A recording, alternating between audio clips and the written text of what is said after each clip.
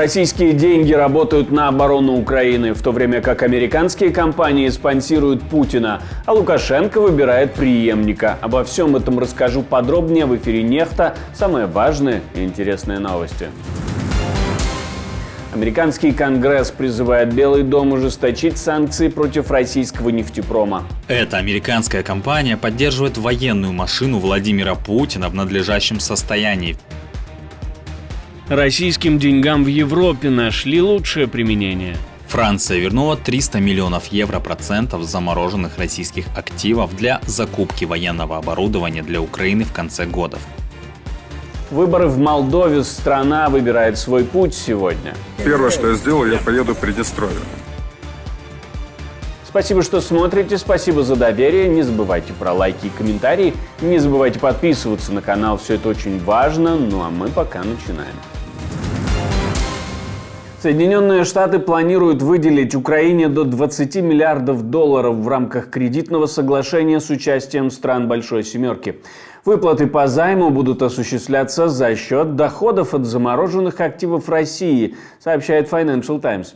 Соглашение о кредите на сумму 50 миллиардов долларов обсуждается с июня, но вклад Вашингтона планировался в меньшем размере из-за неопределенности с доступом к замороженным активам России в ЕС. Тем не менее, США подтвердили намерение предоставить весь первоначально запланированный объем финансирования, даже если ЕС не удастся преодолеть сопротивление Венгрии по вопросу продления санкций. Все условия будут озвучены 25 октября на встрече министров финансов G7 в Вашингтоне, которая будет проходить в рамках мероприятий Международного валютного фонда и Всемирного банка. Франция также намерена принять участие в этом параде помощи Украине и готова передать дополнительные 12 САУ «Цезарь», финансируемые из замороженных российских активов. Об этом в интервью заявил министр обороны страны. Франция вернула 300 миллионов евро процентов замороженных российских активов для закупки военного оборудования для Украины в конце года, включая 12 новых артиллерийских систем «Цезарь». Министерство обороны закупит технику у производителя КНДС и, по словам Лекарню, новые артиллерийские системы планируется поставить до конца текущего года. С начала 2022-го Франция уже поставила Украине 67 артиллерийских систем «Цезарь», и до конца 2024 года это количество должно увеличиться до 80. Дополнительно средства будут использованы для приобретения 155 миллиметровых снарядов, зенитных ракет «Астер-30», авиабомб «ААСМ», а также переносных систем ПВО «Мистраль» и ракет к ним. Мы расспросили экономиста о том, почему все это происходит именно сейчас, и означает ли это то, что страны Большой Семерки нашли способ использовать российские активы. Каждый год в рамках доходов от замороженных российских активов, так называемых внеплановых доходов, которые формально на сегодняшний момент по европейскому законодательству не принадлежат Российской Федерации. Эта сумма где-то порядка 3-3,5 миллиардов евро в год. Это доходы, которые образованы от европейских облигаций, евробондов, которые в свое время Российская Федерация купила на собственные деньги и разместила в Евроклире. Евроклир каждый год начисляет по этим облигациям проценты, их 3,5 миллиарда приблизительно, и формально они аккумулируются на специальном счету. Ну, то есть представьте себе, появились некие бесхозные деньги, которые формально не являются деньгами налогоплательщиков, и по которым есть очень большое желание эти деньги каким-то образом то ли в Европейский фонд мира, то ли дать Украине кредит самим себе с дальнейшим погашением из этих денег. Ну, то есть идей в действительности достаточно много, светлых идей. Конгресс США призвал администрацию Байдена усилить санкции против российской нефтесервисной отрасли. Законодатели также потребовали от Минфина и Госдепа разъяснений по поводу поставок оборудования на $17,5 миллионов. которое компания SLB осуществила в Россию с августа по декабрь 2023 года, несмотря на санкции.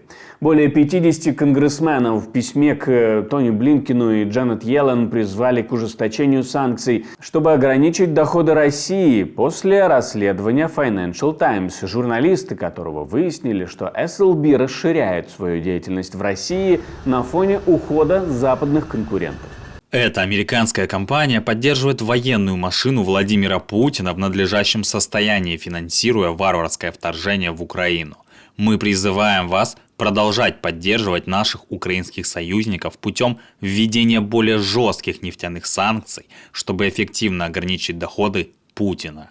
Ранее SLB была включена Украиной в список международных спонсоров войны. В 2015-м компания признала свою вину в федеральных обвинениях и выплатила $232 миллиона за участие в торговле с Ираном и Суданом, а прибыль компании в третьем квартале этого года выросла на 13%. Но западные страны избегают жестких санкций против нефтегазовой отрасли России из-за риска роста мировых цен на нефть.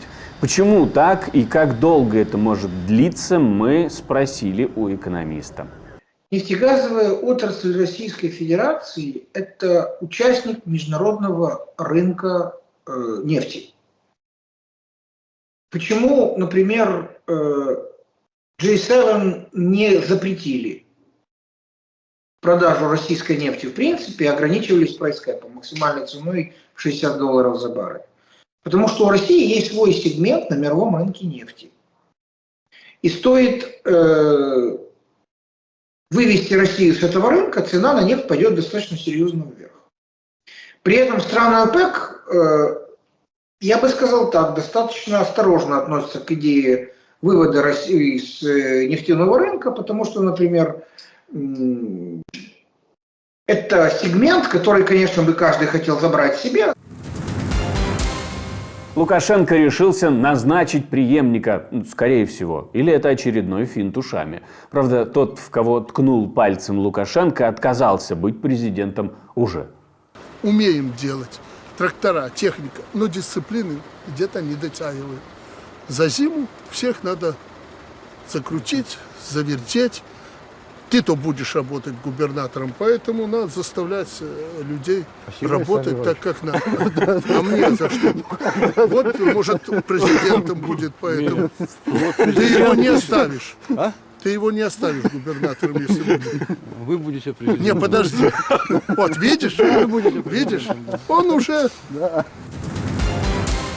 В Молдове проходят президентские выборы и референдум о вступлении в Евросоюз, что может стать ключевым моментом для страны на пути к евроинтеграции и снижению влияния России.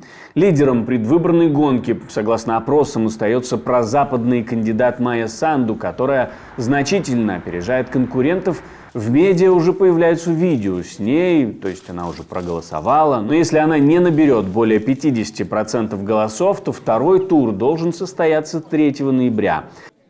Я голосовала за то, чтобы Молдова могла развиваться в мире и свободе, чтобы Молдова могла построить будущее, которого она хочет и заслуживает. Выходите и голосуйте. Каждый голос имеет значение. Наш голос на референдуме ЕС определит нашу судьбу на многие десятилетия вперед. Основным соперником Санду, вероятно, станет Александр Стояногло, бывший генпрокурор, которого поддерживает пророссийская партия социалистов. И он уже сказал, что сделает первым делом, если его выберут президентом.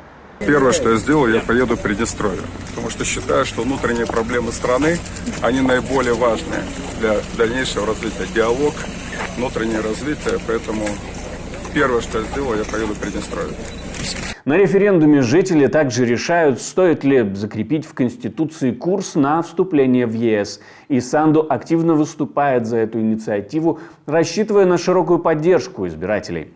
Полиция Молдовы уже заявила о раскрытии сети, организованной для подготовки массовых беспорядков, в которую входили сотни людей, прошедших обучение в России. Несмотря на эти инциденты, власти уверены, что внешнее влияние не окажет значительного воздействия на результаты голосования. Спасибо, что смотрите, спасибо за доверие. Не забывайте про лайки, комментарии, не забывайте подписываться на канал, все это очень важно. Но у меня на этом все. До встречи и хороших вам новостей.